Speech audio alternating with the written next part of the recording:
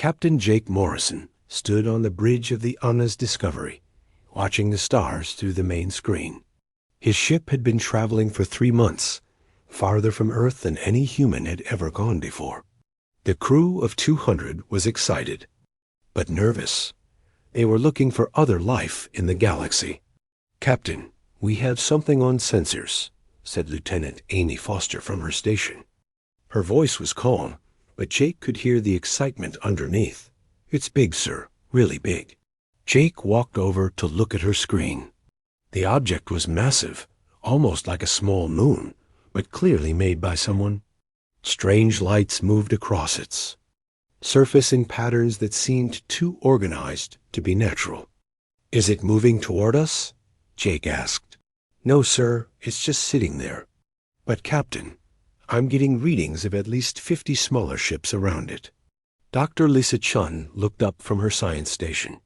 She was the best xenobiologist on Earth, which was why she was here. "Captain, we need to be very careful. This could be our first contact with alien life." Jake nodded.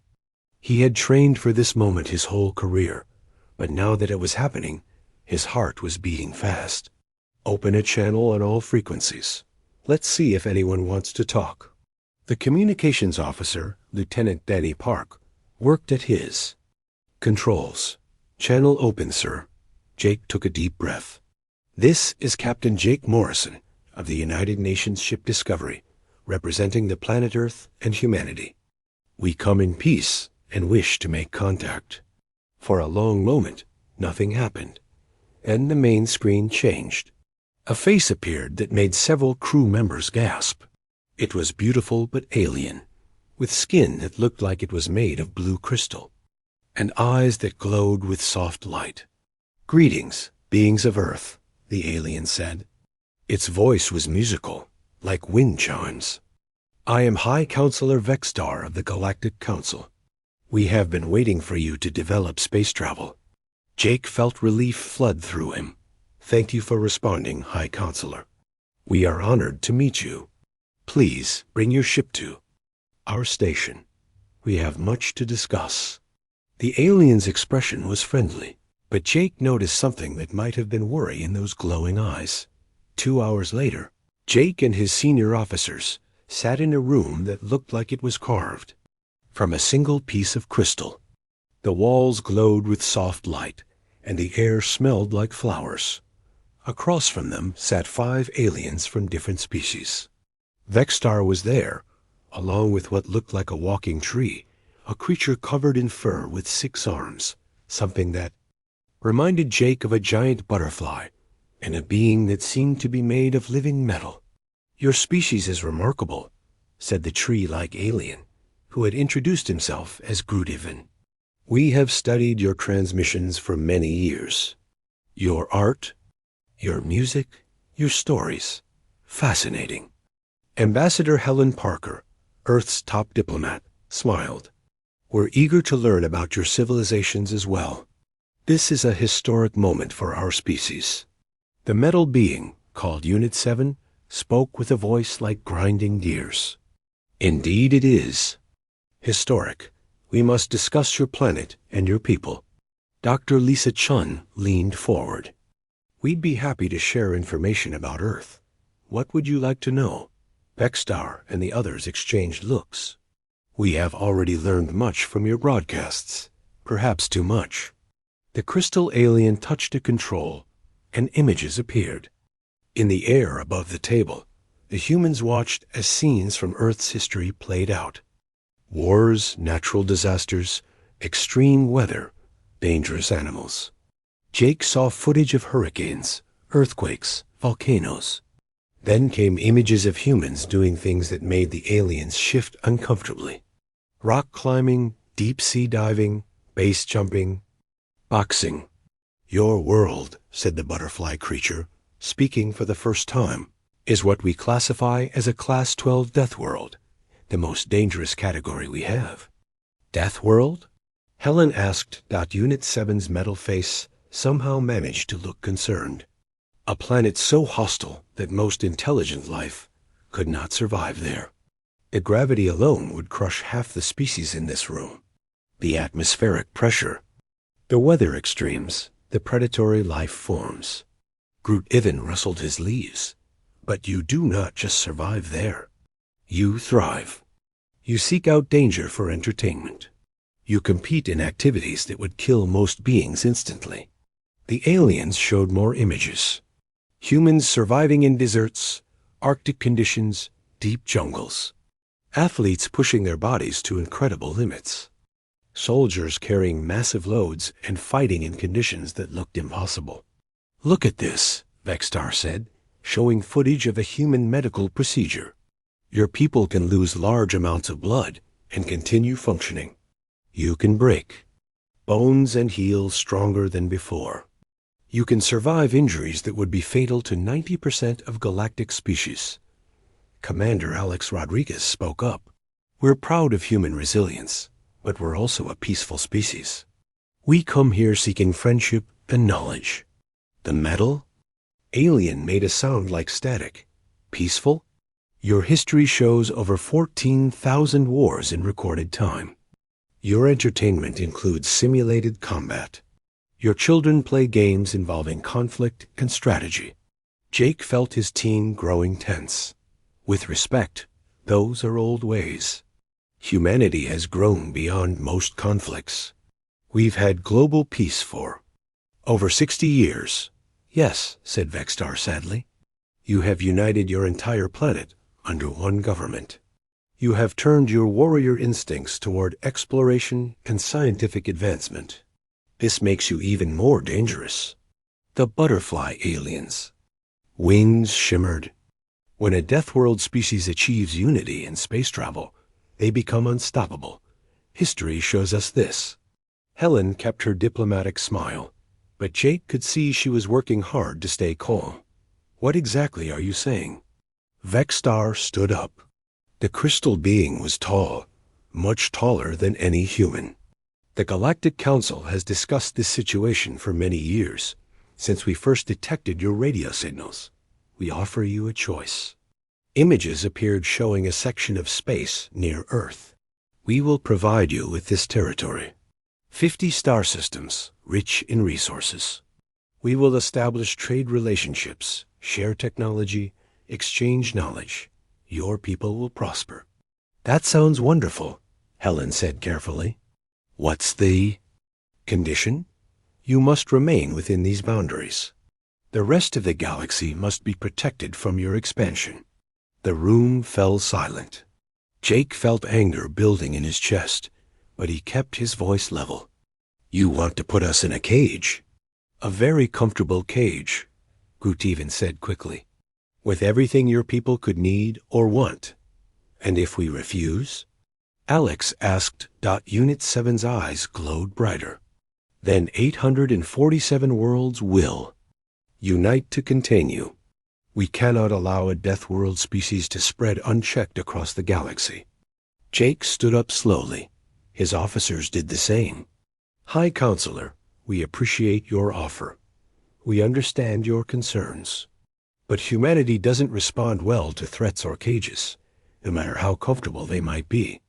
Vextar's crystal skin seemed to dim. "Captain Morrison, I hope you will reconsider. Your people are impressive, but you are one world against nearly 1,000. Please think carefully about your choice." Jake looked at each alien in turn. "We will return to Earth and discuss this with our government. But I can tell you right now what the answer will be. Humans explore. It's what we do. We've crossed oceans, climbed mountains, and reached for the stars because someone told us we couldn't. We're not going to stop now."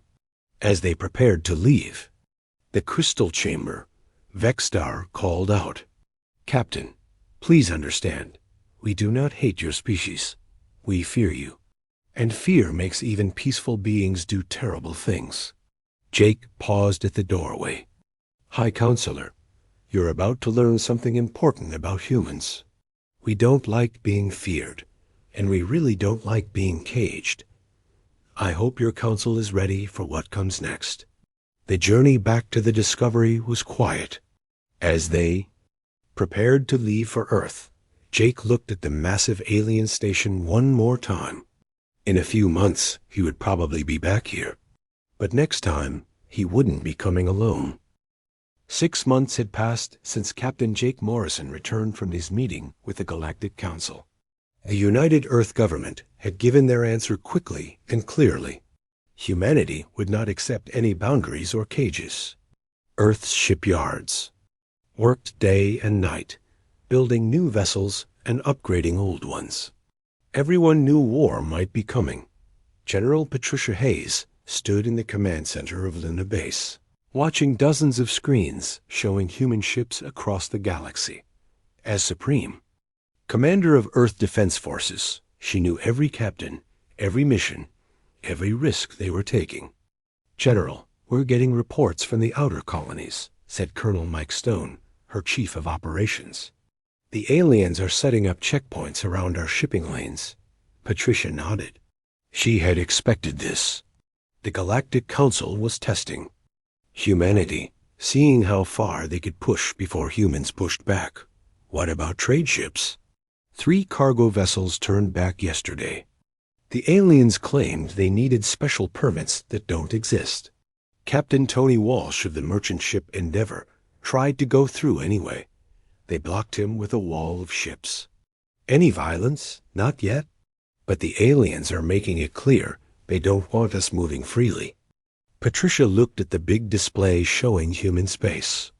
Red markers showed where alien ships had been spotted. They were slowly building a fence around human territory. Dr. Kevin Stone entered the command center, carrying a tablet full of data. As Earth's top weapons specialist, he had been working on new technologies since the council meeting. "General, I have the latest reports from our science ships. What did you find?" "The aliens are more advanced than us in some ways, but not as much as we feared. Their shields are strong, but their weapons are built for long-range fighting. They seem to avoid close combat entirely."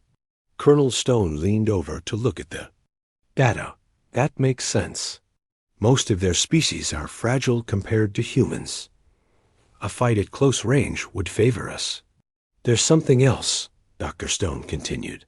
"Our ships are faster than theirs. Much faster. They build for comfort and safety. We build for performance." Patricia felt a small smile cross her face. "Good. We might need every advantage we can get." An alarm started beeping. Lieutenant Amy Foster, now stationed at Luna Base, called out from her position. "General, we have an emergency transmission from the research vessel Horizon." The main screen to show Commander Nick Sullivan, a tough man in his 50s, who ran one of Earth's deep space research missions.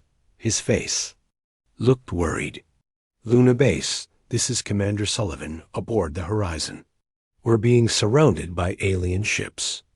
They're claiming we entered restricted space, but this area was clear when we arrived 2 days ago." Patricia stepped forward. "Commander, what's your status?"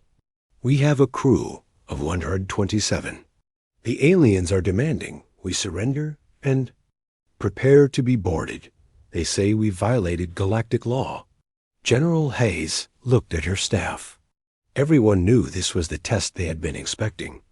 "Commander, do not surrender. We're sending help." "General, the nearest Earth ship is 8 hours away. These aliens have us outnumbered 20-1. "Hold your position, Commander. That's an order."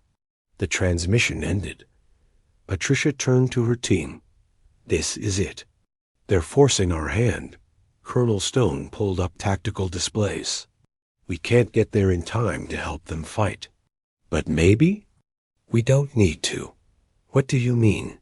"The Horizon has 127 humans on board. If anyone can survive in alien captivity, it's us." Patricia understood. Humans were tough, adaptive, and very good at causing problems when they were angry. "You think they can handle whatever the aliens throw at them?" "I think the aliens are about to learn why you don't cage humans." 3 days later, the Galactic Council ship Eternal Peace approached the prison world of Keffer. This planet was where the Council sent their most dangerous criminals, the ones too violent or unpredictable for normal jails.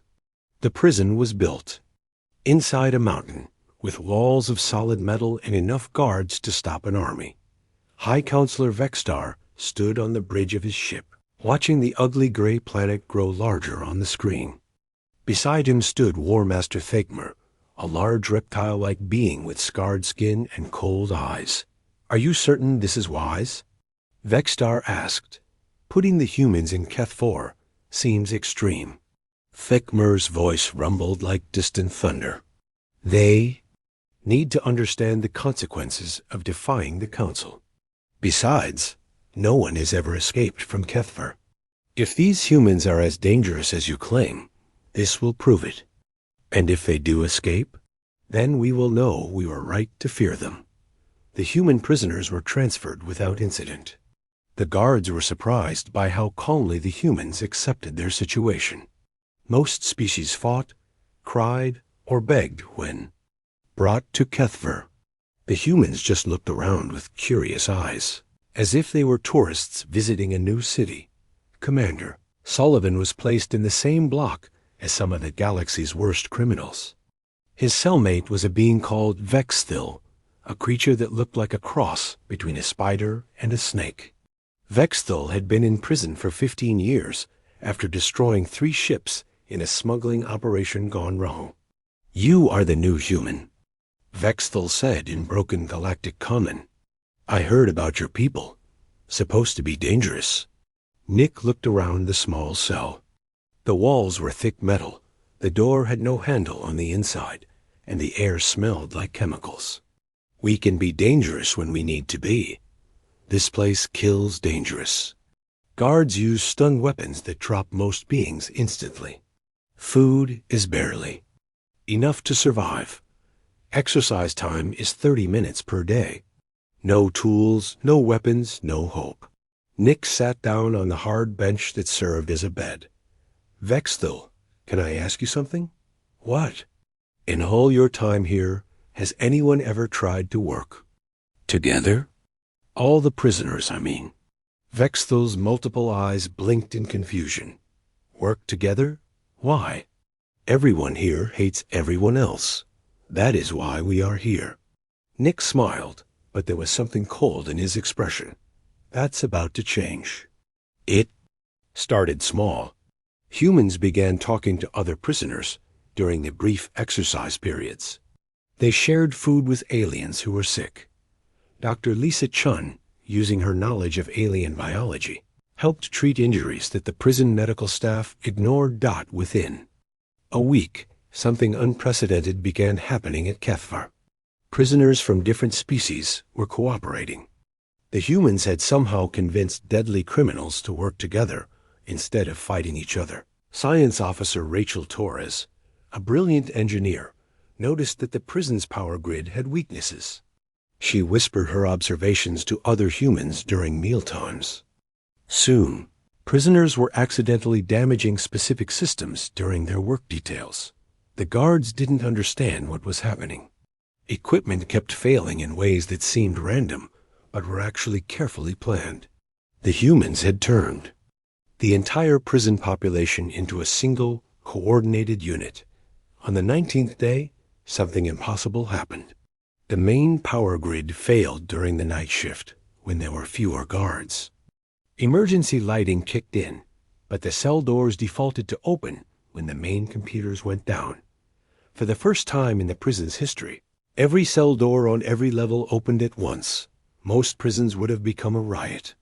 Kethver became something else entirely. The human prisoners led an organized evacuation. They disabled the guard stations without killing anyone, took control of the armory, and systematically freed every political prisoner on the planet.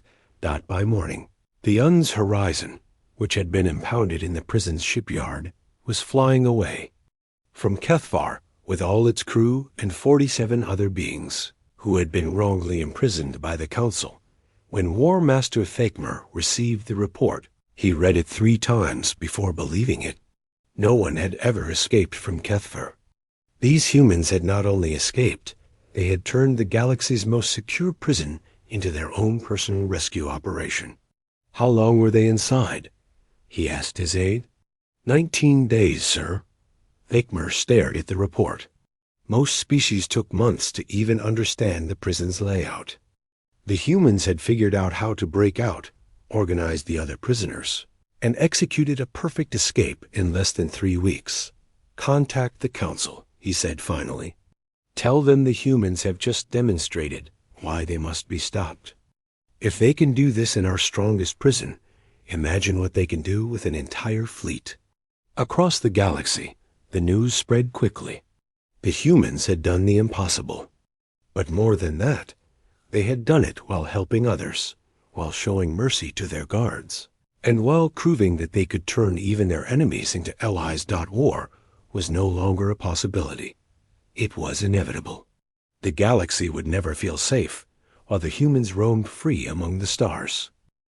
The largest military fleet in galactic history gathered at the edge of human space. 15,000 ships from 60 different worlds formed a wall of metal and energy that stretched across 3 star systems. Supreme Admiral Krishon, a tall being with purple skin and 4 arms, stood on the bridge of his flagship, watching the final preparations. "Admiral, all fleet commanders report ready," said his aide, a nervous creature that looked like a walking fish. "The humans have been given their final warning." Krishon nodded. After the prison break at Kethvar, the Galactic Council had voted unanimously for military action. The humans had proven they were too dangerous to be left alone. What is their response? The same as before, sir. They refuse to accept any restrictions on their movement. Their Admiral Cooper says they will defend themselves if attacked. The Supreme Admiral looked at the tactical display. 300 human ships faced his massive fleet. It should have been laughable. The Council fleet had 50 ships for every human vessel. But something about the way the human ships moved made him uncomfortable. "Sir, incoming transmission from the human admiral," the communications officer announced.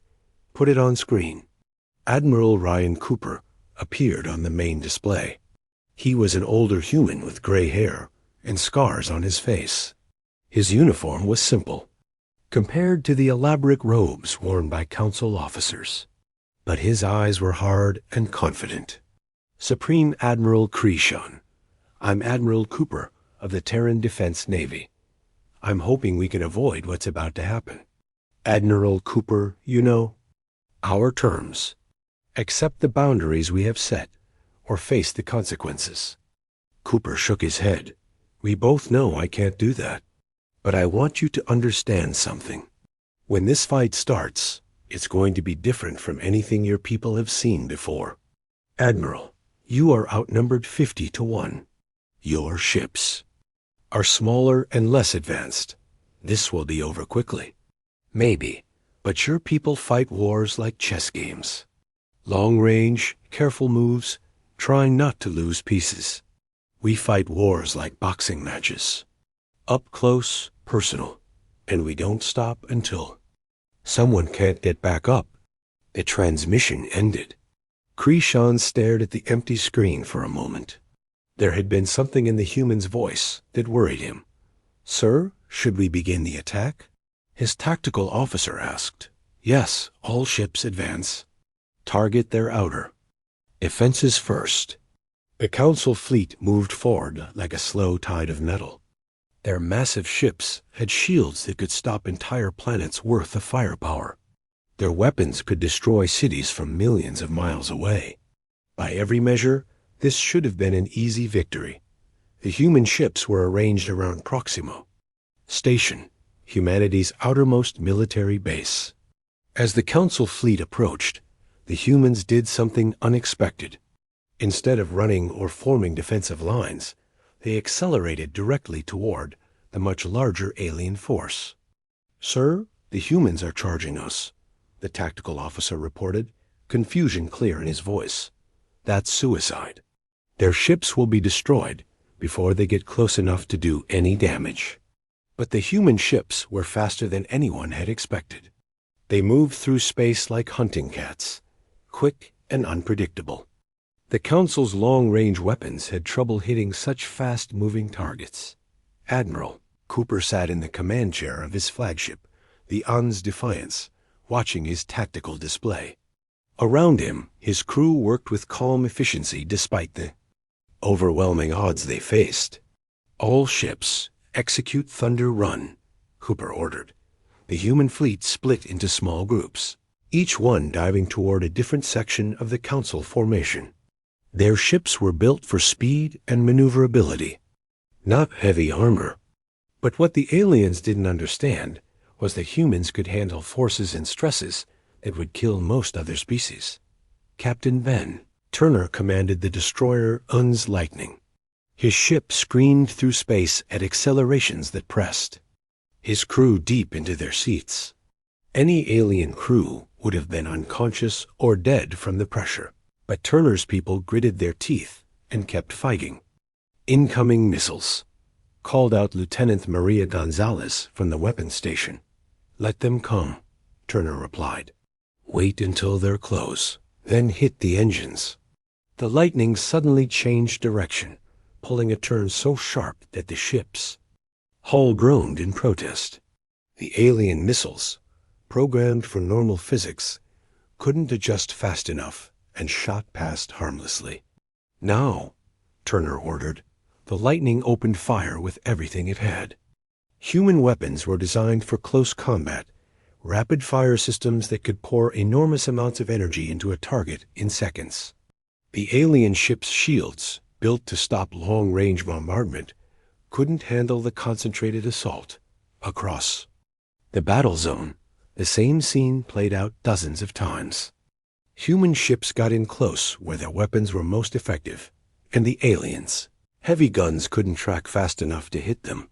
But the real shock came when Sergeant Maria Gonzalez led the first boarding party in galactic history.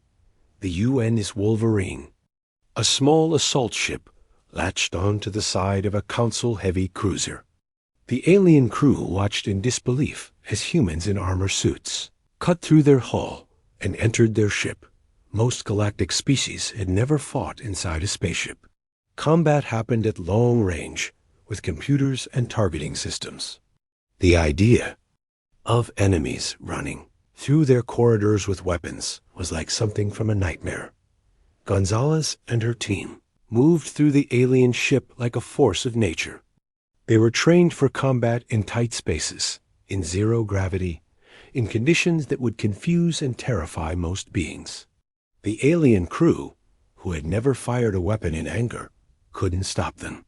"Bridge secured," Gonzalez reported over her radio as she stood in the alien command center. Around her, crystal beings cowered behind their stations. "Ship is ours." Supreme Admiral Krishan watched his tactical display with growing horror. Red markers showed ships going offline one by one, not destroyed, but captured. The humans were taking his vessels intact. "Sir, we're receiving surrender signals from 17 ships," his communications officer reported. 17? How many ships have we lost?" "Over 4,000, sir, and the humans have only lost about 60. Krishan couldn't believe what he was hearing. His massive fleet was being torn apart by a force 1/50th its size. "How is this possible?" His tactical officer's voice shook as he answered. "Sir, they fight like demons. Their ships can handle accelerations that would kill our crews. They attack at ranges where our main weapons are useless. And sir, they're boarding our ships, actually coming inside and taking them over." On the UNS Defiance, Admiral Cooper watched the battle progress with grim satisfaction. His people were winning, but the cost was still high. Every human ship lost meant friends and colleagues who wouldn't be going home. "Admiral, the alien fleet is beginning to retreat," reported his tactical officer. "Let them go," Cooper ordered. "We've made our point." As the surviving Council ships fled, they carried with them a message that would spread through the galaxy. Faster than light. The humans didn't just fight differently. They fought like nothing the galaxy had ever seen. They were willing to take risks that seemed insane, to endure conditions that would kill other species, and to keep fighting when any rational being would surrender. But more than that, they had shown mercy. Human ships that could have destroyed. Helpless enemies instead demanded surrender. Boarding parties that could have slaughtered alien crews instead took prisoners. Even in the heat of battle, the humans had remembered that their enemies were living beings. War Master Thakmer received the battle reports in his command center. He read them twice, then threw the datapad across the room in frustration. Impossible. He snarled. No species could defeat such overwhelming numbers. His aide, a small creature with 6 legs, picked up the datapad nervously. Sir, perhaps we underestimated them. The reports say they fight unlike anything we've ever encountered. Then we need a new strategy. Send word to all remaining fleets. The humans cannot be defeated by conventional means. We need every ship, every weapon, every warrior in the galaxy. But even as he gave the orders, Thakmer felt something he had never experienced before in his long military career. For the first time in his life, he was afraid of an enemy. Across the galaxy, the word spread. The Deathworlders had proven they were everything the Council feared and more. They fought like forces of nature, adapted to impossible conditions, and somehow managed to show honor even in the midst of violence. The galaxy had wanted to cage them. Instead, they had created an enemy that couldn't be stopped by normal means. The war was far from over, but everyone now understood that it would be decided on humanity's terms, not the Council's. The news of the defeat at Proxima Station spread through the galaxy like wildfire. On thousands of worlds, beings who had never questioned the Council's power suddenly wondered if their leaders had made a terrible mistake. In council chambers, across space, emergency meetings were called as governments tried to understand how their mighty fleet had been crushed by a handful of human ships. President Carol Lewis sat in her office on Earth, reading reports from across human space. As leader of the United Earth government, she had approved the military response to the Council's attack. But now she faced a choice that would shape the future of both humanity and the galaxy. Madam President, we're receiving thousands of communication requests, said her secretary, Captain Ben Turner, a former Special Forces officer who now served as her diplomatic escort. 17 Council member worlds want to negotiate separate peace treaties. 23 others are asking for protection from human retaliation. Carol rubbed her tired eyes. The victory had come at a cost. Earth shipyards were working around the clock to replace the ships lost in battle, and families across human space were mourning their dead. What about the Council leadership? High Counselor Vex Tar has requested a meeting. He says he's speaking for a new faction that wants to end the war. And War Master Thakmer? Ben's expression darkened. He's gathering the remaining council forces for what he calls a final solution. Intelligence suggests he plans to use planet-killer weapons. Carol stood and walked to the window overlooking Geneva. Hello. People went about their daily lives, unaware that their species might be facing extinction. Set up the meeting with Vextar, but make sure our fleets are ready. If Thakmer wants to escalate, we'll be prepared. 3 days later, the crystal. Being High Counselor Vextar materialized in the United Nations building via hologram. Beside him stood an ancient creature that looked like it was made of living stone, with eyes that seemed older than stars. President Lewis, Vextar said, his musical voice carrying notes of sadness. Thank you for agreeing to this meeting. This is Elder Crixtol, Keeper of Galactic History. Carol nodded politely. High Counselor, I hope we can find a way to end this conflict before more lives are lost. Elder Crixtol spoke with a voice like grinding mountains. President Lewis, I have lived for over 3,000 years. I have seen the rise and fall of civilizations, and I have made a grave error. What do you mean? Long ago, another species emerged from a death world much like Earth. They were strong, aggressive, adaptable. The Council of that time feared them and tried to contain them through force. Vextar's crystal skin seemed to dim. The war lasted for centuries. Entire star systems were destroyed. Billions died on both sides. What happened to them? Carol asked, though she suspected she already knew. They were finally integrated into galactic society, Elder Crickstall replied. They became our greatest protectors, our most valued members. The Corvani Guard still serves the galaxy today, keeping peace in the outer regions where no other species dares to go. Carol felt a spark of hope. So there is a precedent for cooperation. Yes, but we learned too late that Deathworld species are not monsters to be feared. They are guardians to be treasured. Your people have already proven this. How so? Vextar touched a control, and images appeared in the room. They showed human medical ships arriving at plague-stricken worlds, human engineers helping rebuild, damaged colonies, human rescue teams saving alien survivors from natural disasters. While we prepared for war, Vextar explained, your people were saving lives. The Altarian plague that threatened to wipe out 6 billion beings was stopped by human doctors who risked infection to help. The mining disaster on Kelos Prime was resolved by human rescue workers who went into conditions that would kill most species. Elder Crickstall nodded slowly. You fight like demons when threatened, but you heal like angels when others are in need. This is the mark of a true guardian species.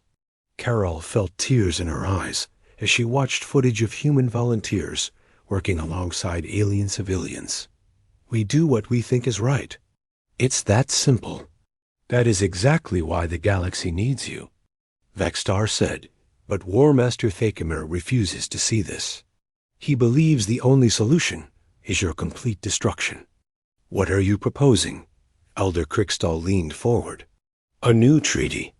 Not one that restricts humanity, but one that recognizes your role as protectors of galactic peace. In exchange, we offer full membership in the Council, access to all our technology and knowledge, and the resources of 800 worlds. Carol was quiet for a long moment.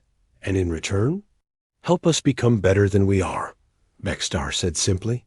Teach us courage. Show us how to face danger instead of hiding from it. Protect the galaxy from threats we cannot handle alone. Before Carol could respond, alarms began sounding throughout the building. Captain Turner burst into the room. Madam President, we have an emergency. Thakmir's fleet is moving toward Earth. 6,000 ships, including planet killers. Carol's face hardened. How long do we have? 18 hours? She turned back to the holograms. Hi, Counselor. It looks like your peaceful faction has some competition. Vextar's crystal skin flashed with urgent light. President Lewis, we cannot stop Thakmir with words. His faction controls too much of the military. Then we'll have to stop him another way. Carol touched her communicator. Get me Admiral Cooper. Admiral Cooper's face appeared on the wall screen. Madam President, we're tracking the incoming fleet. We can't match their numbers, but we can make them pay for every mile. Admiral, I have a different idea. How many ships can you get to Earth in the next 12 hours? Maybe 200. Why? Carol smiled, but there was steel in her expression. Because we're going to show the galaxy what humans do when someone threatens our home. 12 hours later, Thakmir's massive fleet dropped out of hyperspace at the edge of Earth's solar system. The reptilian War Master stood on his bridge, confident that this time sheer numbers would overwhelm human tactics. Sir, scanning the system now, his tactical officer reported. I'm detecting approximately 300 human ships in defensive positions around their world. Excellent. We outnumber them 20 to 1. Begin the attack. But as the Council fleet moved forward, something unexpected happened. Ships began appearing from all directions, dropping out of hyperspace in formations that surrounded Thakmir's forces. "Sir, we have a problem," the tactical officer said, his voice shaking. "I'm reading over 4,000 ships. But sir, they're not all human." On the main screen, the images were clear. Human vessels flew alongside ships from dozens of Council member worlds. The flags and symbols of species that had secretly allied with humanity filled the display. Counselor Vextar's voice came over the communication system. "War Master Thakmir, you are outnumbered and outmaneuvered. Surrender now and end." This madness, Thakmir snarled at the screen. "Traitors. All of you. The humans have corrupted you with their poison." President Lewis's voice joined the transmission. "War Master, this is your last chance. Order your ships to stand down. Never. If I cannot cage the Deathworlders, I will destroy them." The battle that followed was brief but decisive. Thakmir's fleet, caught between human ships and their former allies, fought desperately but without coordination. When it was over, the War Master's flagship drifted powerless in space, its crew in surrender pods. 3 months later, representatives from across the galaxy gathered on a space station orbiting Earth for the signing of the Terran Accords.